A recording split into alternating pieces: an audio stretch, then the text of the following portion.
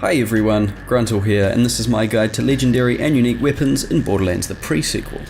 This episode we're looking at the Laser Disca, which is a legendary laser manufactured by Tediore. You can get this as part of the Claptastic Voyage DLC, so you'll need to buy and download that if you want this weapon, and you can get it as a drop from Shadow Trap, which is located in the Cortex. This will always be an explosive damage laser, and it is the only explosive damage laser in the game, so that makes it quite unique. And it will always spawn with this body and this Tediore barrel. However, the grip, stock and sight will differ. I've got it here with the Tediore sight. The sight doesn't really matter, that's just more an aesthetic thing. The Tediore grip, that's so that I get the faster reload. And when you reload this weapon, it's going to explode like a grenade and damage the enemies, so you want fast reload, so you can do that often. This one has the Tediore barrel, and that's the Tediore stock, and that's what I'll be using in the demo, just because that's more comparable to the other ones that I've been using. However, if you want a faster recoil recovery and recoil reduction, then use it with the Dahl grip. Dahl stock. I'm using the wrong words today. But yes, so I'll be using it in this version of the weapon. If we look at the card here, it's called Laser Disca, as I've already said, and it's got the red text Shazbot. Those two things and the way it fires are references to the game Tribes Ascend. I'm not exactly sure how. I play a little bit of Tribes Ascend, but I'm not that much of an expert on the game.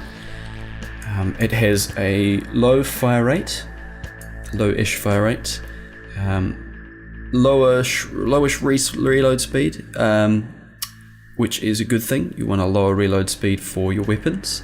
Magazine size is pretty good. It consumes 2 ammo per shot, so if you want to be just shooting the weapon, you're going to get about 10 shots out of it.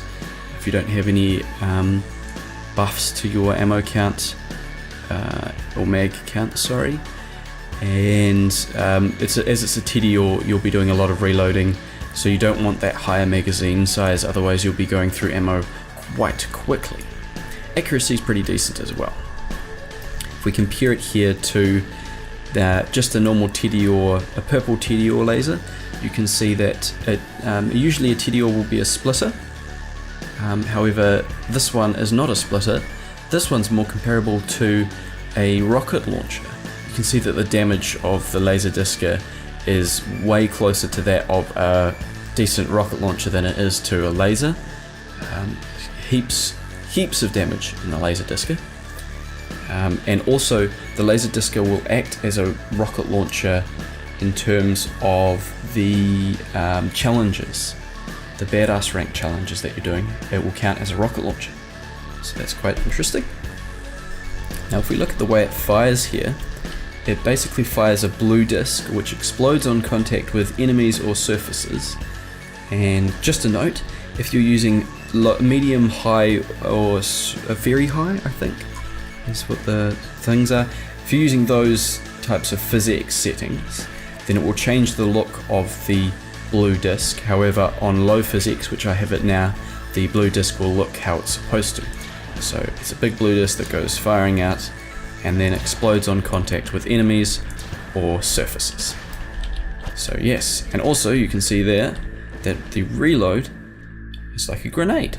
That's very Tediore. So it's doing a decent amount of damage when I'm hitting this guy with the explosive shot, and then you can reload it here, and that will also explode on contact with enemies. And you also saw that it does shock damage to nearby enemies that it doesn't hit as well. And if I threw it out at his feet, it would do a bunch of shock damage to him before exploding. So, as I was saying, the fire rate is pretty low, but that's okay because it's kind of like a rocket launcher. Rocket launchers don't usually have very big fire rates, and the amount of damage that it's putting out is amazing. Now the difference between the Dahl grip and the Tediore grip isn't that noticeable, as when you're firing it, this is with the Tediore grip, the fire rate means that you're usually back to the original firing spot before it fires off the next shot anyway.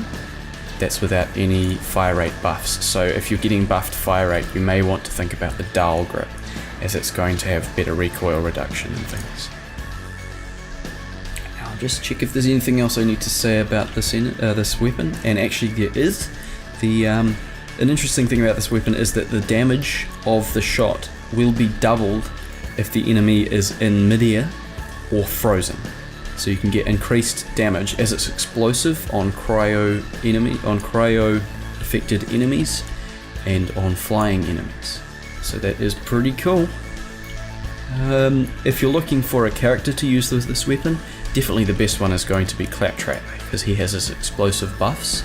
You can have an explosive Claptrap build, and this will probably be an integral weapon in that build. As I've seen with most people that have a Claptrap build, that is the case.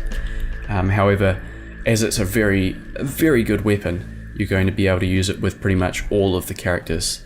And Wilhelm will probably be the next best, as he has his laser buffs, buffing laser damage and that.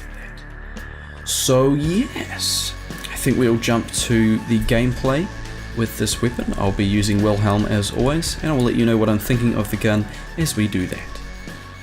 And here we are in Overlook, of course, with Wilhelm.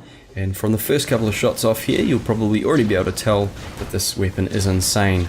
It is super overpowered in a great way, and if you can get the enemies clumped up with a Mega Nade or something like that, it's just going to kill multiple enemies in a couple of shots.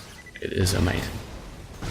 The reload's also pretty good too. You'll be able to see in a second, if you hit an enemy, a normal health enemy, with the reload, they're going to die in basically a single reload, which is amazing. You'll want this weapon with all characters, so go kill Shadow Trap in the Cortex. Do it, do it. Even against these badasses, it just takes them out super quickly, which is amazing to see. So if you want to read more about this weapon, I've left a link to the wiki page in the description, of course. And if you enjoyed the video, please let me know. Let me know what you want to see in the next one in the comments, and make sure you subscribe if you want to see more of these weapon guides. Thank you very much for watching, and I hope you enjoyed.